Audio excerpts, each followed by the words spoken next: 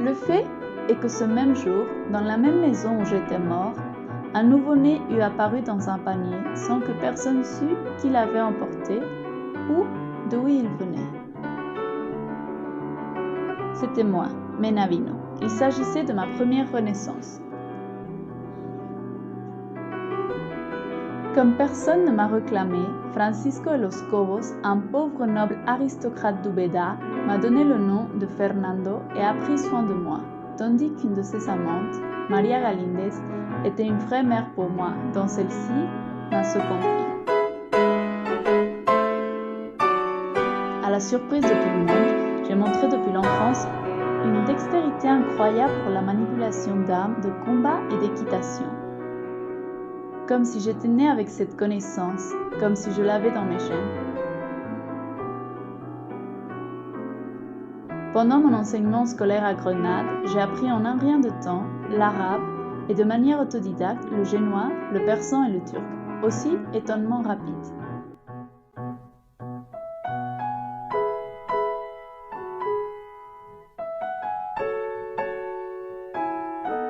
Comme si cela ne suffisait pas, j'ai étonné les habitants et les étrangers en leur montrant que je connaissais très bien la géographie de la Turquie, de Gênes et de l'Al-Andalus. Des endroits où je n'aurais jamais dû être. Le plus surprenant, c'est que je n'avais pas la même facilité pour apprendre d'autres langues, en dehors de l'espagnol bien sûr, qui était déjà devenu une autre langue maternelle pour moi. Et je n'avais pas non plus la moindre idée de la géographie d'autres lieux. Cependant, j'ai montré une énorme capacité à naviguer, ce qui ne pouvait être que typique de quelqu'un avec une grande expérience en voyage en mer.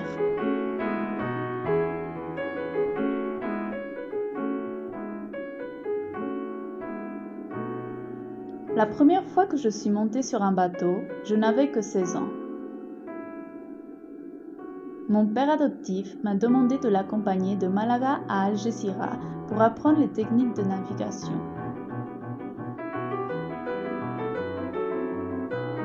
Il est arrivé que mon père, qui dirigeait le bateau de taille régulière, soudain, il se sentit très mal. De sorte que je l'ai immédiatement remplacé, faisant preuve d'une grande habileté à manier le bateau au vent, laissant tout l'équipage abasourdi.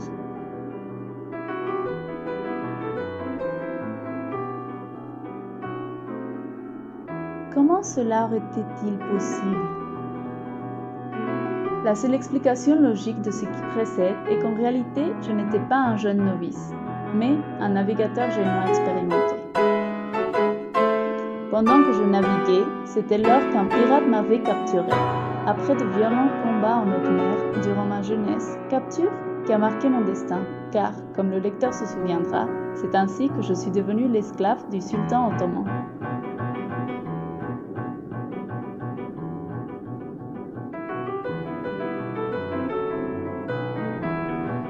J'avoue que tout cela m'a paru très étrange.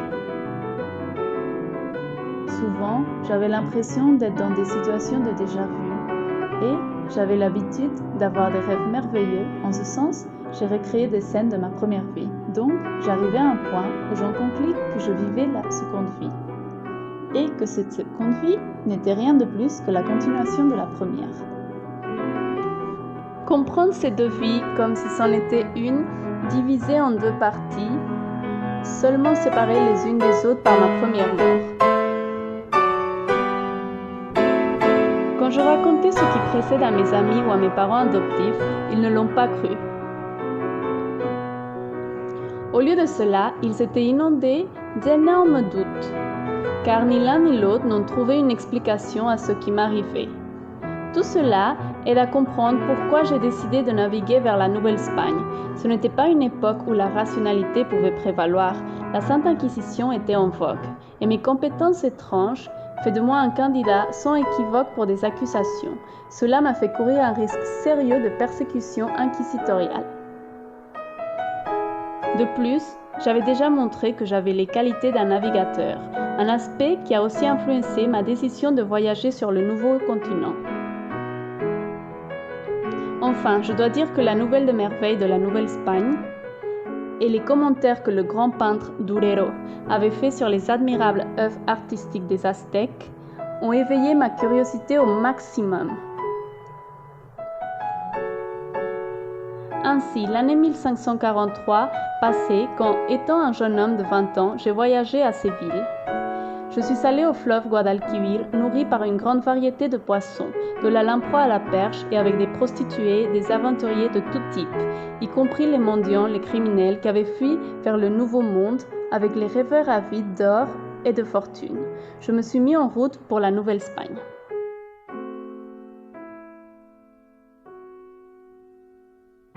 Ma vie dans ces belles terres a radicalement changé. Je suis tombé amoureux de Xochitl, une belle indienne avec qui j'ai formé une grande famille. Je me suis installé avec elle à Xochimilco et je me suis entièrement consacré à l'agriculture en Chinampas, me fascinait par leurs techniques intensives grâce au riche environnement lacustre avec des cultures autochtones, telles que le maïs, le piment, l'amarante, les haricots, la citrouille, tomates et avocats.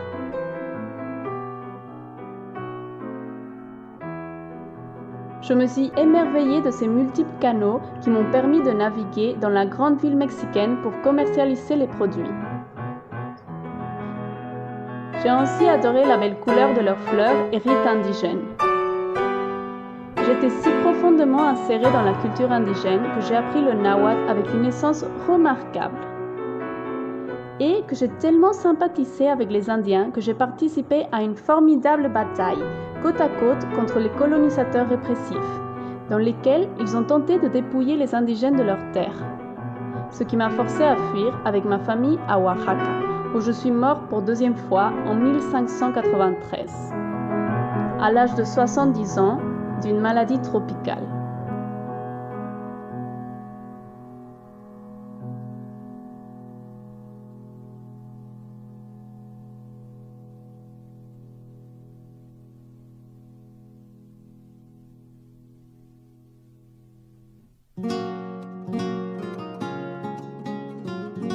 Comme il était arrivé à l'occasion de ma première mort, le même jour après mon décès, un panier avec un bébé à l'intérieur avait apparu, dans la même maison où mon cœur s'est arrêté de battre.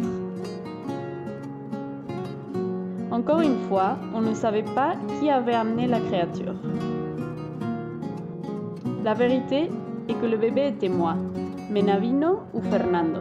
Ma troisième vie commençait, je renaissais. À cause de mon orphelinat, les moines dominicains ont pris soin de moi. Cette fois, ils m'ont baptisé du nom de Pedro. Depuis l'enfance, j'ai étonné tout le monde par ma vaste culture en arts martiaux, en techniques de navigation, en agriculture et en langue. Ce n'était bien sûr rien de plus que le résultat de mes 2 vies précédentes, fait qu'évidemment personne ne soupçonnait. Au cours de ma vie monastique, j'ai pu acquérir des grandes connaissances en architecture. Je me suis donc consacrée à la construction de temples tels que la Soledad avec sa belle façade baroque et le couvent de Santo Domingo de grande influence de la Renaissance. Aujourd'hui, en 1672, je me sens vieux et ramolli à mes presque 80 ans. Et si je suis honnête, bien que dans ma troisième vie, j'ai beaucoup de femmes et d'enfants. Je me sens très seule, je veux mourir, enveloppée dans une énorme curiosité. Vais-je continuer à renaître? Quel genre de vie aurais-je? Ou peut-être, finalement, mon cycle mort-renaissance est déjà terminé? J'ai décidé d'écrire cette histoire brève afin d'enregistrer mon étrange cas, juste au cas où Dieu aurait choisi cette dernière option. Je veux enfin enregistrer comme Menavino, Fernando et Pedro, comme génois, ottoman, andalou, xochimilca et oaxacan. Que je serai éternellement reconnaissant aux écoles de Galata, Grenade et le monastère dominicain de Oaxaca. Mais surtout, je veux exprimer ma gratitude éternelle et rendre un hommage infini aux mers Méditerranée, la région des lacs de Xochimilco, les Indiens Mexicas et Oaxacan et l'école de la vie qui m'a appris à grandir en tant qu'être humain. Et pourtant maintenant, que j'ai accumulé de sagesse dans lesquelles seraient peut-être les derniers moments de ma vie finale. Je peux dire que ni la sagesse n'est importante et quoi de plus que de vivre, nous espérons toujours vivre dans la poursuite incessante du bonheur.